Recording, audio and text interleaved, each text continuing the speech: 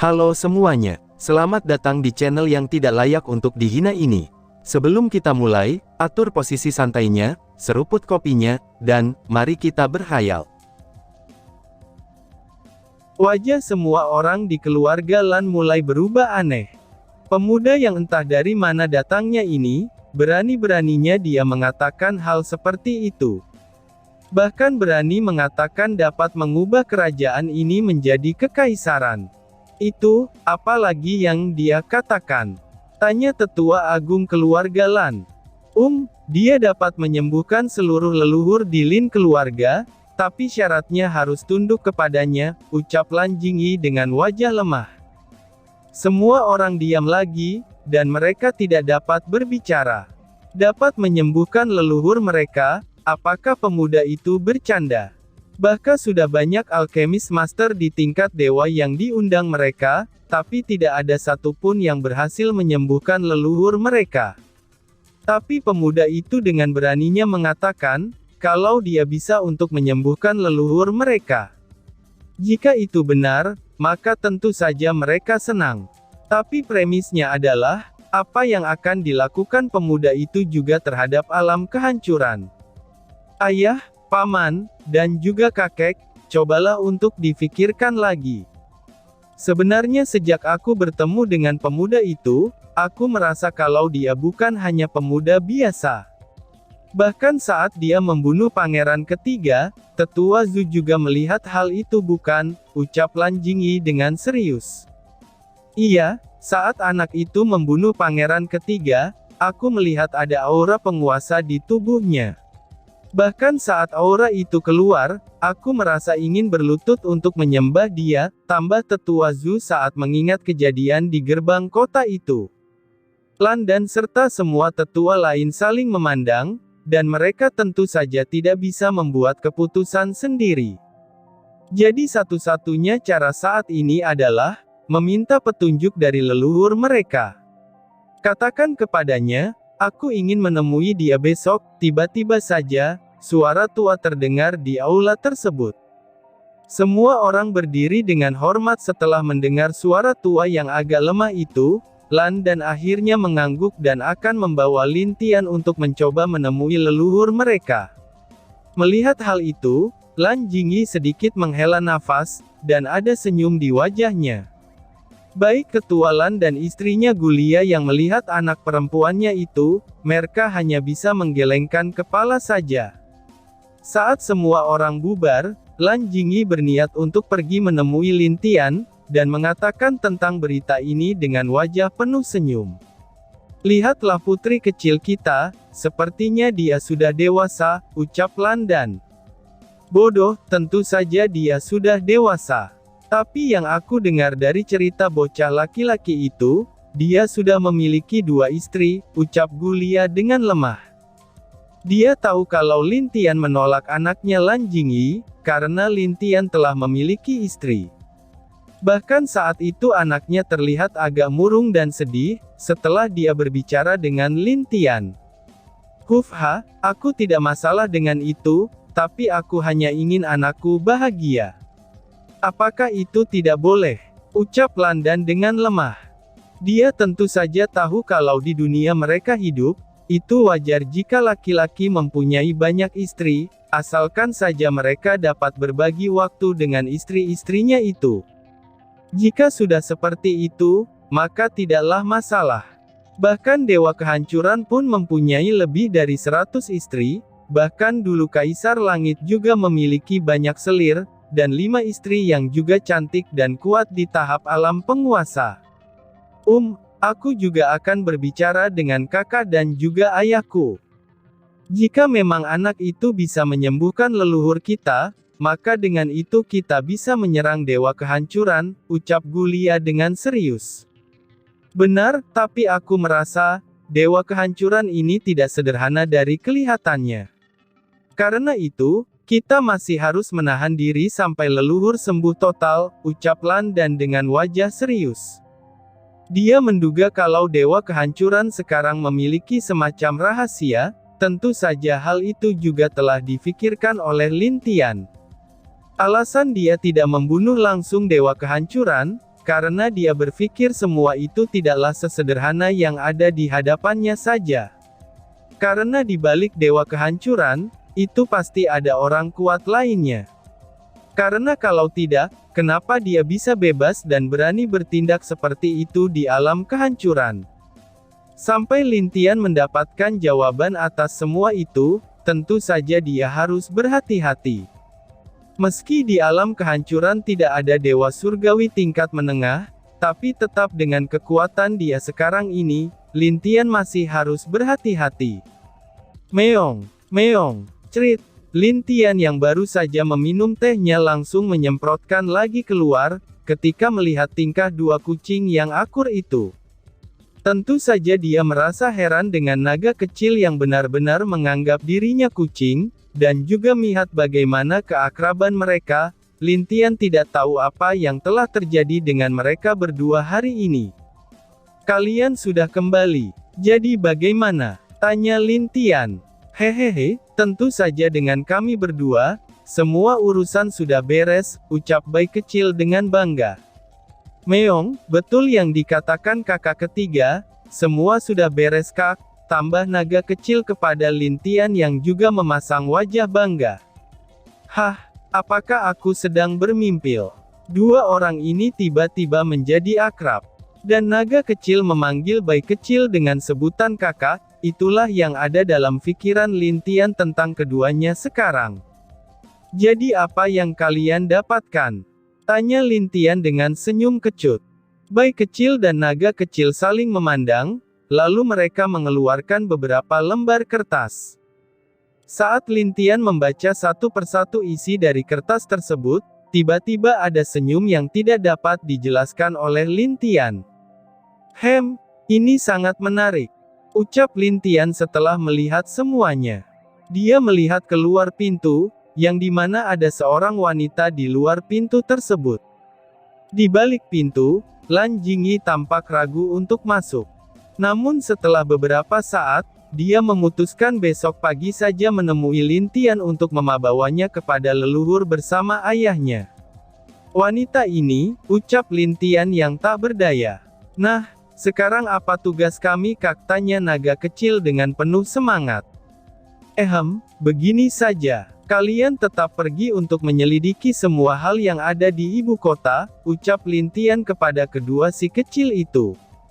"Laksanakan," ucap bayi kecil dan naga kecil sambil berbalik, dan kemudian pergi keluar dengan penuh kebahagiaan. "Oh, semoga mereka berdua tidak membuat masalah untukku," ucap Lin Tian tanpa daya. Tapi yang tidak Lin Tian ketahui adalah, kedua kecil itu telah membuat kehebohan di kota pada hari itu, dan bahkan membuat dewa kehancuran sangat marah. Tentu saja kabar berita tentang 3 pasukan pribadi raja yang digantung di gerbang sampai menjadi gila, itu didengar oleh Lan Jingyi yang baru saja mendapatkan informasi itu dari ayah dan ibunya. "Apa yang terjadi? Kenapa ada yang berani melakukan hal itu?" tanya Lan Jingyi dengan wajah penasaran. Awalnya, meski 5 keluarga besar kuat, tapi mereka tentu saja tidak bisa melakukan hal seperti itu secara terang-terangan. Karena itu sudah jelas, kalau melakukan hal tersebut sama saja dengan menghina kerajaan kehancuran. Bahkan ayah juga tidak percaya sebelumnya, tapi hal itu nyata dan dilihat oleh banyak orang, ucap Lan dan dengan penuh kepahitan. Sejak Lin Tian muncul, banyak hal telah berubah di kota kehancuran. Baik dia maupun Lan Jingyi, mereka berpikir bahwa itu adalah perbuatan Lin Tian. Tapi yang tidak mereka ketahui adalah, bahkan Lin Tian tidak tahu akan hal tersebut. Pagi hari di rumah keluarga Lan Jingyi datang ke kamar Lin Tian, dan kemudian mengetuk pintu kamar Lin Tian dari luar. Saat Lin Tian mendengar ketukan dari luar, mata Lin Tian terbuka dan memandang ke arah pintu. "Masuk," ucap Lin Tian sambil melepaskan pengunci dengan gerakan tangannya. Lalu, pintu terbuka dan memperlihatkan wanita cantik dengan rambut sedikit merah di depan pintu kamar Lin Tian. Wanita itu menggunakan pakaian putih, dan itu membuat dia lebih menarik. Apalagi, pakaian itu terbilang cukup ketat, karena memperlihatkan bentuk tubuh wanita tersebut dengan baik. Bahkan dengan ketabahan Lin Tian, dia hanya dapat bertahan dan menggelengkan kepala saja. "Saudara Lin, apakah aku mengganggumu?" tanya Lan Jingyi kepada Lin Tian sambil tersenyum. "Oh, tidak. Silakan Nona Lan, aku juga ingin tahu kenapa Nona Lan datang ke sini," balas Lin Tian sambil tersenyum. Lan Jingyi mengangguk, dan duduk tidak jauh dari Lin Tian secara berhadapan. Lalu Lan Jingyi segera menceritakan, kalau hari ini leluhurnya ingin bertemu dengan Lin Tian. Jadi dia datang untuk mengingatkan Lin Tian, agar berhati-hati saat bertemu dengan leluhurnya. Lin Tian mengangguk mengerti akan hal tersebut, tapi dia tentu tidak terlalu takut dengan dewa surgawi tingkat rendah seperti leluhur keluarga Lan. "Jika kalian benar-benar ingin mengikutiku, aku bisa memberikan hadiah perkenalan kepada kalian, tapi nanti akan ku berikan setelah melihat ketulusan leluhurmu," ucap Lin Tian sambil tersenyum misterius. Lan Jingyi semakin penasaran dengan hadiah yang Lin Tian katakan itu, dan dia merasa kalau Lin Tian ini orang yang jenius, dan juga sangat misterius.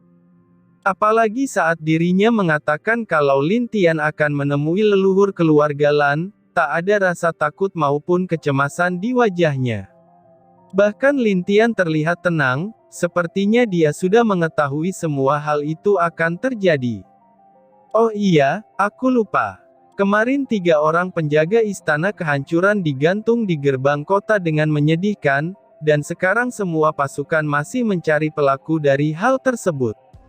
Aku dengar, Raja juga sangat marah karena itu," ucap Lan Jingyi kepada Lin Tian.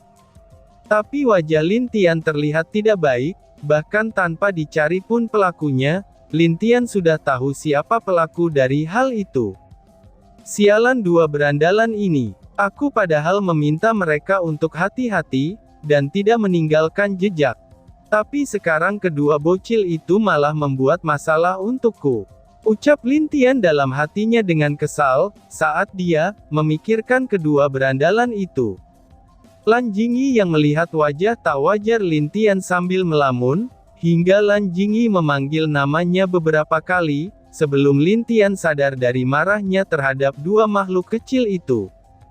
"Maaf Nona Lan, aku terlalu kaget," ucap Lin Tian yang tidak berdaya. "Oh, tidak masalah Saudara Lin," balas Lan Jingyi. Pantas saja jika Lin Tian terkejut dengan hal itu, bahkan dia tidak pernah berpikir untuk membayangkan akan ada orang yang berani melakukan hal seperti itu. "Oh, sepertinya ayah sudah menunggu, mari Saudara Lin," ucap Lan Jingyi saat melihat alat komunikasinya. "Oh, baiklah, mari Nona Lan," balas Lin Tian sambil tersenyum. Lalu keduanya keluar dari kamar menuju ke tempat Lan dan berada. Di alam lain yang dipenuhi hutan yang indah dan suara binatang, suasana itu membuat orang benar-benar merasakan tenang saat berada di sana. Di depan sebuah air terjun, di mana di dalam air terjun itu ada pintu yang tertutup, dan di pintu itu ada simbol yang terlihat seperti simbol gelombang laut. Di sana, tidak jauh dari air terjun itu, duduklah seorang wanita cantik yang memandang ke arah air terjun itu dengan wajah penuh harapan. Sepertinya, wanita itu sedang menunggu seseorang keluar dari air terjun itu. "Ush, kakak, kamu di sini," ucap sosok wanita cantik yang datang bersama dengan seorang pria. Melihat dua orang yang datang itu, wanita cantik itu hanya duduk dan memandang ke arah air terjun tersebut. Dia hanya menoleh sekali dan mengangguk, lalu menatap ke arah air terjun itu lagi. Melihat sikap wanita yang acuh itu, keduanya hanya bisa menggelengkan kepala saja. Mereka tidak mengerti, kenapa kakaknya bisa terlihat acuh begitu saat dia datang kali ini. Seekor burung kecil mendekat ke telinga wanita yang terbang itu, lalu mengatakan apa yang terjadi dengan dewi mereka. Saat wanita itu mendengar, wajahnya terlihat kaget, dan dia juga mengatakan apa yang dia dengar dari burung tersebut kepada pria di sampingnya. "Kakak, apakah kamu benar-benar membawa seorang pria ke sini?" tanya wanita cantik itu dengan wajah penasaran dan tidak percaya. "Iya, apakah ada masalah?" jawab kakaknya itu dengan tenang. Pria dan wanita itu saling memandang, karena mereka bingung mau mengatakan apa lagi. Karena setahu mereka, Dewi ini yang disebut dengan Dewi Air, sebenarnya tidak pernah membawa seorang pria ataupun merawat seorang pria di tempatnya. Bahkan pria yang ada di samping wanita tersebut pun bisa masuk, karena istrinya juga adalah adik dari wanita di depannya ini. Karena kalau tidak, pria itu tidak akan bisa masuk. Tapi sekarang ada pria yang dirawat, bahkan sampai tinggal di kediaman Dewi Air ini. Jika orang-orang di alam langit tahu akan hal ini, tidak tahu berapa banyak orang yang gila karena cemburu. Tentu saja wanita dan pria itu adalah orang tua dari Zhao Lu, yaitu Zhao Zu dan Rao Ru. Mereka berdua datang ke tempat Dewi Air, karena ada yang ingin mereka katakan kepada Dewi Air. "Kakak, jadi begini. Alam langit sekarang akan berada dalam kekacauan, jadi sebab itulah kami datang ke sini." Ketima Raoru akan berbicara untuk melanjutkannya, tapi Dewi Air sudah mengangkat tangannya, dan kemudian menghentikan adiknya itu terus berbicara. "Aku tidak akan ikut campur dalam urusan itu," ucap Dewi Air dengan tegas. Ini, wajah Zhao Zu dan Rao Ran terlihat sedikit sedih. Mereka berharap, kalau Dewi Air yang juga salah satu dewi penguasa terkuat akan membantu mereka, tapi sangat jelas kalau Dewi Air benar-benar tidak ingin ikut ambil bagian dalam masalah alam langit. "Tapi tunggu dulu sampai suamiku keluar. Jika dia setuju, aku akan ikut campur. Tapi jika tidak, aku tidak akan ikut campur," ucap Dewi Air dengan tenang. Mendengar hal itu, keduanya sedikit bahagia. Meskipun mereka belum bertemu dengan suami yang dikatakan Dewi Air itu, tapi jika suaminya setuju, maka kakaknya pasti akan ikut campur. "Baiklah Kak, kami akan menunggu kabar dari kakak dan juga kakak ipar." "Tapi di mana kakak ipar sekarang? Kenapa kakak mengatakan tunggu dia keluar?" ucap Raoru sambil bertanya, di mana pria yang menaklukkan hati kakaknya yang sangat dingin kepada pria. "Oh, sekarang dia sedang berada di sana," jawab Dewi Air sambil menunjuk ke air terjun tersebut. "Goa air 9 tingkat, ucap keduanya secara serentak karena kaget. Dan tiba-tiba saja bersambung. "Sekian dan terima kasih banyak."